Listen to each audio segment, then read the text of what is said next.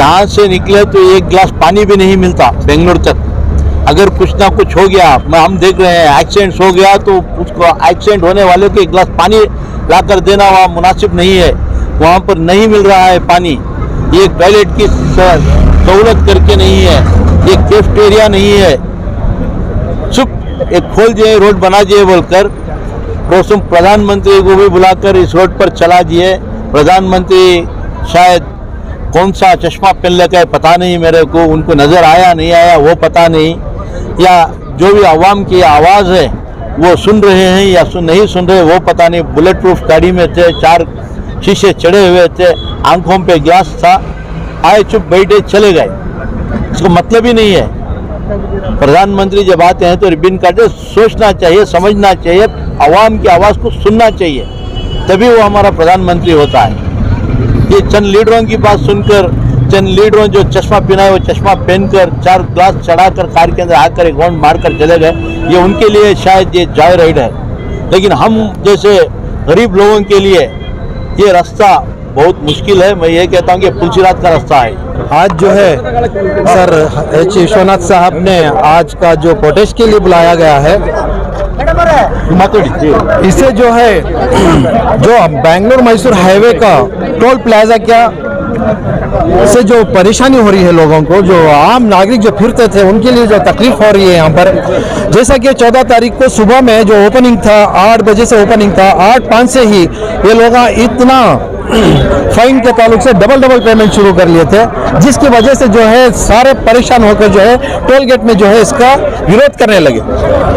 3-4 दिन होने के बाद भी जो है इसका विरोध चालू है, और आज विश्वनाथ सर के बुलावे पर जो है सब प्रोग्रेसिव लीडर्स, पूरे ऑर्गेनाइजेशन और रहित संघ के और अलग अलग पॉलिटिकल पार्टीज के लोग भी जमा हुए हैं यहाँ पर ये विरोध करने के लिए कि जो भी लोग मांग कर रहे हैं, जैसे कि टोल गेट का जो पैसा ज़्यादा है और 1 रुपया 1 किलोमीटर को 1 रुपया लिया जाए, जिससे जो है आसानी हो। क्योंकि जब से इससे पहले से जो है ये जो 118 किलोमीटर बनने के बाद क्या है, जितने भी सारे तकरीबन 200 से 250 दुकानें, होटल वगैरह थे, उनको से जो है उनको नुकसान हुआ है, पेट्रोल पंप्स को नुकसान हुआ है। और जहाँ से जो सवारी निकलते थे, सुबह में जो सवारी निकलते थे बगैर टिफिन ब्रेकफास्ट के खाने से नहीं जाते, क्योंकि रास्ते में मिल जाता था। ये सहूलतें सब जो है मुश्किल हो चुके हैं, जिससे विश्वनाथ साहब बता रहे थे कि जब 12,000 करोड़ का जो है प्रोजेक्ट था, ये प्रोजेक्ट पूरा नहीं हुआ, 8-9 हज़ार कुछ थोड़ा रुक गया है। और लेकिन इन्होंने जो है डबल पेमेंट कलेक्शन करके जो है लोगों का माल लूट रहे हैं, यही कहना चाहता हूँ। Thank you sir. ये जो मैसूर बेंगलुरु हाईवे रोड है, जिसे 10 रोडों में मुंतकिल किया गया है, इसके ताल्लुक से जो टोल लिया जा रहा है वो बहुत ही ज्यादा है। हुकूमत के सामने एहतजाज करते हुए हमारे साबिक़ MP और साबिक़ वजीर साबिक़ एजुकेशन मिनिस्टर और हाल ही MLC साहब एच विश्वनाथ साहब ने तमाम तंजीमों को, जो कन्नड़ा संघा हो, रैतर संघा हो या आम आदमी पार्टी हो और दूसरे तंजीमात को मदऊ किया है, उन्हें करे देकर फोन के जरिए से बुलाकर आज एहतजाज करने के लिए यहाँ पर कोलंबिया एशिया जो मणिपाल हॉस्पिटल हुआ है, जिसमें तब्दील हो गई है, वहाँ पर आज एहतजाज हो रहा है। क्योंकि पब्लिक के लिए, अवाम के लिए एच विश्वनाथ साहब ने सहूलत करने के लिए इन्होंने एहतजाज किया है आज। क्योंकि ये जो टैक्स लिया जा रहा है, जो टोल गेट के ऊपर पैसा लिया जा रहा है, वो हद से ज्यादा हो गया है। वो ज़िराअत करने वाले किसानों को तकलीफ हो गई है, और आने जाने वाले तमाम लारी ओनर्स हो, बस ओनर्स हो, टैक्सी ओनर हो या खुद कार के ओनर हो, इन तमाम लोगों को मुश्किलात का सामना करना पड़ रहा है। इसी के ताल्लुक से एच विश्वनाथ साहब ने हुकूमत के सामने आज एहतजाज किया है, ताकि पब्लिक को, अवाम को सहूलत होना चाहिए। इस लिहाज से आज यहाँ तमाम लोग इनके एक फोन कॉल पर तमाम जमा होकर ही एच विश्वनाथ साहब एक ऐसे सेक्युलर लीडर बंद रही। जब कभी भी किसी भी कौम के ऊपर कोई भी आफत आए, कोई भी इल्जाम आए, तो उन्होंने आगे बढ़ चढ़कर काम किया है, हिस्सा लिया है, हुकूमत से टक्कर ली है। इतना कहते हुए मैं अपनी बात को खत्म करता हूँ। ನಮ್ಮ ಶಬೀರ್ ಸಾಹೇಬ್ರು ಈಗಾಗಲೇ ಯಾವ ಕಾರಣಕ್ಕೋಸ್ಕರ ಇಲ್ಲಿ ಶಾಂತಿಯುತವಾದ ಪ್ರತಿಭಟನೆ ನಡೀತಾ ಇದೆ ಅಂತಕ್ಕಂಥದ್ದನ್ನ ನಮ್ಮ ಮಾಧ್ಯಮದವರಿಗೆ ವಿವರಿಸಿ ಹೇಳಿದ್ದಾರೆ. ಹಾಗಾಗಿ ನಮಗೆ ಸಮಾಜದ ಎಲ್ಲ ಸ್ತರಗಳು, ಎಲ್ಲ ರಾಜಕೀಯ ಪಕ್ಷಗಳು ಕೂಡ, ನಮ್ಮ ಆಮ್ ಆದ್ಮಿ ಇರ್ಬೋದು, JDS ಇರ್ಬೋದು, ಕಾಂಗ್ರೆಸ್, BJP ಎಲ್ಲರೂ ಕೂಡ ಬಂದಿದೆ. ಅದ್ರ ಜೊತೆಗೆ ಬಹಳ ದೊಡ್ಡ ಸಂಘಟನೆಯಾದಂಥ ರೈತ ಸಂಘಟನೆಯ ನಮ್ಮ ಅಧ್ಯಕ್ಷರು ಕೂಡ, ರಾಜ್ಯಾಧ್ಯಕ್ಷರು ಕೂಡ ಇಲ್ಲಿ ಬಂದಿದ್ದಾರೆ. ವಿದ್ಯಾರ್ಥಿ ಸಂಘಟನೆಗಳು ಮತ್ತು ನಮ್ಮ ಕಾರ್ಮಿಕ ಸಂಘಟನೆಗಳೆಲ್ಲ ಕೂಡ ಇದೆ. ಹಾಗಾಗಿ ಇದು ಒಂದು ಪ್ರಥಮವಾಗಿ ಸಂದೇಶ ಕೊಡ್ತಾ ಇದ್ದೀವಿ. ಮುಂದೆ ನೋಡೋಣ ಹೇಗೆ ಏನಾಗ್ತದೆ ಅಂತಕ್ಕಂಥದ್ದು. ಮತ್ತು ಲಾಯರ್ಸ್ಗಳು ಕೂಡ ಬಂದಿದೆ. ನಾಳೆ ಇದೇನ ನಾವು ಲೀಗಲ್ ಆಗೂ ಕೂಡ ಇದನ್ನು ತಗೊಂಡು ಹೋಗಕ್ಕೆ ನಾವು ತಯಾರಿದ್ದೀವಿ.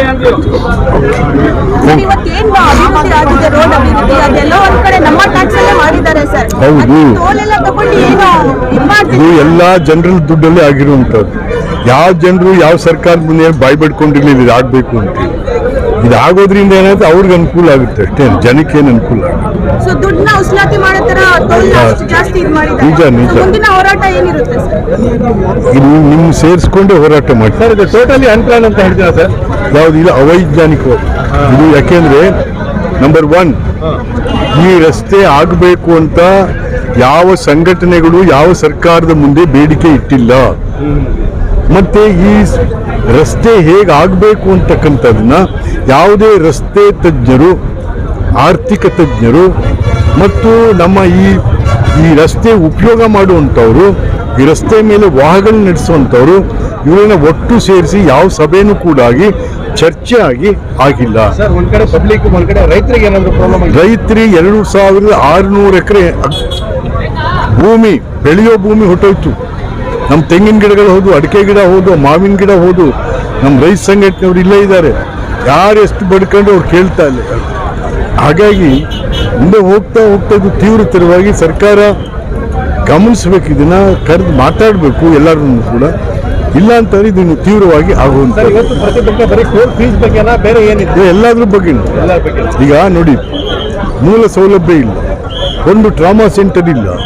ಯಾರಿಗಾದ್ರೂ ಏನಾದ್ರು ಹೆಚ್ಚಾಗಿ ಆಕ್ಸಿಡೆಂಟ್ ಆದ್ರೆ ಅವನ್ನೆಲ್ಲ ಸಾಯ್ಬೇಕು. ಈಗ ಮೊನ್ನೆ ದರೋಡೆ ಆಯ್ತಲ್ಲಿ, ಅಷ್ಟು ರಾತ್ರಿಯಲ್ಲಿ ಯಾರೂ ಇಲ್ಲ, ಗಂಡ ಹೆಂಡತಿ ಹಿಡಿದು ಎಲ್ಲ ಕಿತ್ ಕಳಿಸಿದ್ದಾರೆ ಇದೇ ರೋಡಲ್ಲಿ. ಆಕ್ಸಿಡೆಂಟ್ ಜಾಸ್ತಿ ಆಯ್ತು, 91 ಜನ ಸತ್ತಿದ್ದಾರೆ ಈಗಾಗಲೇ. ಸೊ ಹೀಗಾಗಿ ಇದೆಲ್ಲವನ್ನು ಕೂಡ ಸುಧಾರಣೆ ಆಗಬೇಕು, ಸರಿ ಮಾಡಬೇಕು ಅಂತಕ್ಕಂಥದ್ದೇ ಇವತ್ತಿನ ಸಾಂಕೇತಿಕವಾದಂಥ ವಿಷಯ.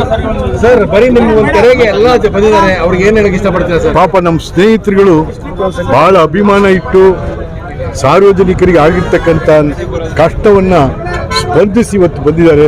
ಅವ್ರಿಗೆಲ್ರಿಗೂ ಕೂಡ ನಮಸ್ಕಾರಗಳು ತಿಳಿಸ್ತೀವಿ. आज कांग्रेस पार्टी और विश्वनाथ के लीडरशिप में आज बेंगलुरु मैसूर रोड में एक बड़ा प्रोटेस्ट किया गया है। इसकी वजह यही है कि मैसूर बेंगलुरु एक्सप्रेसवे जो बन रहा था, तो यहाँ के आवाम पब्लिक बहुत खुश थी, एक राहत का काम हो रहा है बोलकर। लेकिन अभी मैसूर बेंगलुरु एक्सप्रेस पूरी तरीके से कंप्लीट ही नहीं हुआ। आवाम के ऊपर एक पेनाल्टी ठोकी जा रही है। मैं समझता हूँ कि मंडिया से मैसूर तक अभी काम बहुत सारा बाकी है, बहुत सारे ब्रिजेस बनने के हैं, लेकिन हुकूमत को जल्दी है कि कॉन्ट्रैक्टर को कुछ पैसे दिलवा दें। ये कॉन्ट्रैक्टर को पैसे दिलवाने के चक्कर में आवाम के लिए, अगर मैसूर से कोई आदमी इस एक्सप्रेसवे को यूज़ कर बेंगलुरु जाता है तो तकरीबन 270 रुपये खर्च करना पड़ेगा। आने के वक्त 270, मतलब अगर बेंगलुरु को कोई रोड पकड़ कर जाता है तो उसका पेट्रोल डीजल कार का खर्च छोड़कर तकरीबन 600 रुपया जेब में रखना चाहिए। तो आवाम अगर फास्ट टैग नहीं है तो उसके साथ फिर पेनाल्टी अलग, डबल पेनाल्टी, 500 की जगह 1000 रुपया हो जाता है। नहीं, आप तो बोल रहे कार का अलग है, लॉरी का अलग है, बस का अलग है। मैं कार की बात कर रहा हूँ, कार की बात कर रहा हूँ, 4 व्हीलर्स की बात कर रहा हूँ, कार की बात कर रहा हूँ। लॉरी का, बस का सब अलग है। तो अभी हमें सुना है कि गवर्नमेंट के बस जो जा रहे हैं KSRTC, वो भी टिकट का चार्जेस इस वजह से बढ़ा चुके हैं 20 रुपया, 40 रुपया, 70 रुपया सभी। मैं ये गवर्नमेंट से यही पूछना चाहता हूँ, क्या 4-वे एक्सप्रेस जो आप बनाए हैं कंप्लीट हो चुका है क्या काम? अगर ये जो बन रहा है ये रोड साइंटिफिकली सही है क्या? जहाँ तक हमने सुना है पिछले 5 साल से इस रोड में जो एक्सीडेंट होकर आदमी जितने मरे थे उससे ज़्यादा सिर्फ 1 महीने में इस रोड में एक्सीडेंट पर मरे हुए हैं। तो इसका मतलब ये होता है कि ये रोड साइंटिफिकली सही नहीं है, कर्व सीधा नहीं बना चुके हैं, बहुत सारी जगह वॉबलिंग्स है, गाड़ी हवा में उड़ने की ये चल रही है। जब 120 की स्पीड में जाती है तो गाड़ी खेल रही है, इस रोड सीधा नहीं है बोलकर इसका मतलब है।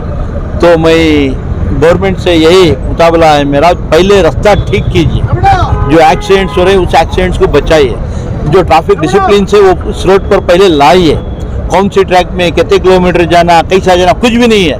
आपको जल्दी किस बात की है जो कॉन्ट्रैक्टर को पैसे दिलाने की?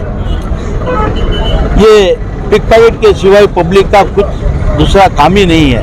तो इस तरीके से मैं आवाम से भी यही अपील करता हूँ, जहाँ इस तरीके से धरना चला हर जगह पर आदमी बाहर आए, आवाम बाहर आए, पूछे हुकूमत को और धरना कीजिए और गवर्नमेंट को इतना मजबूर कीजिए कि ये जो टोल फ्री जो 135 रुपया डाल रहे हैं उसको, मैं ये नहीं कहता कि टोल पैसा नहीं लेना चाहिए बना करें, लेकिन कितना लेना चाहिए ये सवाल है, और रोड कैसा रहना चाहिए ये सवाल है। रोड ठीक नहीं है, पैसा जो खरीद रहे हैं ले रहे हैं वो डबल है, तो ये आवाम के ऊपर एक बोझ बन चुका है रास्ता। जो खुशी के साथ आवाम जप रही थी इस रोड के लिए, आज वही आवाम रो रही है ये रास्ता क्यों बना। तो मैं हुकूमत से यही कहता हूं कि इमीडिएटली जब तक ये रोड का काम पूरा कंप्लीट नहीं होता तब तक ये फास्ट ट्रैक या जो टोल फीस है ये बंद कीजिए। वो पूरा रास्ता मुकम्मल होने के बाद साइंटिफिकली उसके बाद जितना रेट फिक्स करना चाहिए आवाम के साथ बैठकर एक चर्चा कीजिए, वहाँ पर जो सहूलत होती है मुनासिब रेट फिक्स किए, जिससे खुशी ये गरीब भी पैसा देकर जा सकता है। नहीं, विश्वनाथ की आवाज़ को शुरू से हम मानते हैं क्योंकि ये सेक्युलर लीडर है। बीच में किस वजह से बीजेपी को चले गए थे, लेकिन जाने के बावजूद भी उनका जिस्म बीजेपी को गया था, लेकिन दिल और दिमाग पूरा सेक्युलर ही था। तो वो वहाँ पर संभाल नहीं पाए उस घुटन को, उस हवा को, उस वहाँ के हालात को, तो फिर वो कांग्रेस को वापस आ चुके हैं। तो फिर फ्रीडम के साथ खुली आवाज़ में, बुलंद आवाज़ में आवाज़ उठा रहे हैं, चाहे वो सेक्युलरिज्म के बारे में हो या कोई अन्याय जहाँ भी होता है उसके बारे में। मैं विश्वनाथ का शुक्रगुजार हूँ कि यहाँ पर एक कांग्रेस पार्टी को साथ लेकर ये आवाज़ उठाई।